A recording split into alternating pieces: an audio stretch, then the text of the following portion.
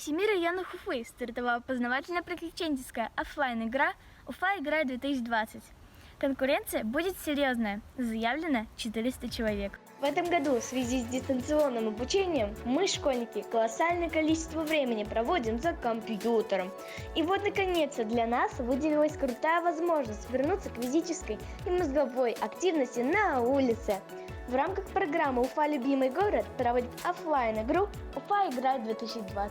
Участники этой игры должны соблюдать меры предосторожности, носить с собой перчатки и маски. Это все у меня есть. Кстати, эти аксессуары придают атмосферу загадочности. Согласно условиям игры, ребята в возрасте от 11 до 13 лет, которые зарегистрировались в личном кабинете, получают задания. Каждый участвует индивидуально, ищет ключи и подсказки самостоятельно. Каждый участник игры в течение 3 часов должен пройти маршрут, состоящий из 6 заданий. Это ребусы, головоломки, связанные с историческими, научными и культурными фактами о городе.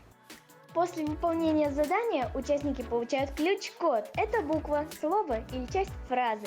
Они размещают этот ключ-код в своем аккаунте в Instagram с хэштегом «Уфа играет-2020». Все соревнования проходят в 3 этапа, в несколько дней. До финала доходят только самые быстрые и смекалистые. За ходом игры следят волонтеры. Участники не должны собираться в группы и нарушать социальную дистанцию в 1,5 метра. По окончании игры победители получат ценные призы. Игра в этом году посвящена 75-летию победы в Великой Отечественной войне.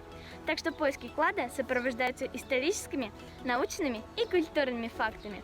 Всегда бы так учить уроки. Адель Батульна, специально для Горы новостей.